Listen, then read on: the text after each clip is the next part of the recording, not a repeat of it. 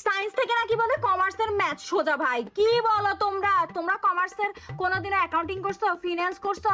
কত বড় বড় জাবেদার মিলে এক তরফা দাখিলা পত্র, দুই তরফা দাখিলা পত্র, এ ধরনের অঙ্ক তোমরা কখনো করছো? কোনোদিনও জানো ডেবিট ক্রেডিট কাকে বলে? কোনোদিনও করে দেখছো? যখন এত বড় মিল করার পর লাস্টে আনসারটা মিলে না, কোনোদিনও দেখছো চূড়ান্ত হিসাবে যখন হিসাবটা মিলে না এত বড় অঙ্ক করার পরও তখন কেমন লাগে? 2-3 পৃষ্ঠা অঙ্ক শেষ হওয়ার পরে লাস্টে যখন দেখি যে একটুর জন্য একটু মাইনাস প্লাসের কারণে একটু ডেবিট ক্রেডিটের সামান্য হালকা পাতলা সমস্যার কারণে পুরো অঙ্কটা মিলে নাই, তখন কেমন লাগে?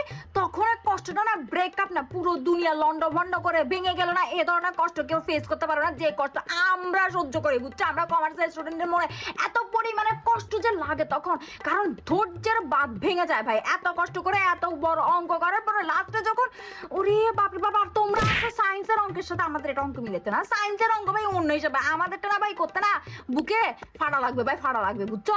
এত বড় বড় অঙ্ক করার পরে লাস্টে যখন আনসারটা মিলে না তখন না এটা সহ্য করার মতন বুকে ভাই সাহস লাগা দরকার। তোমাদের কাছে ওটা নাই, ফালতু কথা বলবা না। সায়েন্সের সাথে সায়েন্সের অঙ্ক ভাই বেশি কঠিন, কমার্সের অঙ্ক ফালতু কথা করে বলতে আসবে না করে দেয়। কমার্সের অঙ্ক কোনোদিন তোমরা দেখো না, চোখে বুঝো না, তোমরা জানো না। এই জন্য তো বাংলাদেশের ব্যাংকের অবস্থা এতগুলো খারাপ। বাংলাদেশের টাকা পয়সা এরকম কিছু নাই, কারণ সবাই কমার্সের মূল্য দিতে না। কমার্সের মূল্য দাও, বাংলাদেশে টাকা পয়সা বেড়ে যাবে, বুঝছো?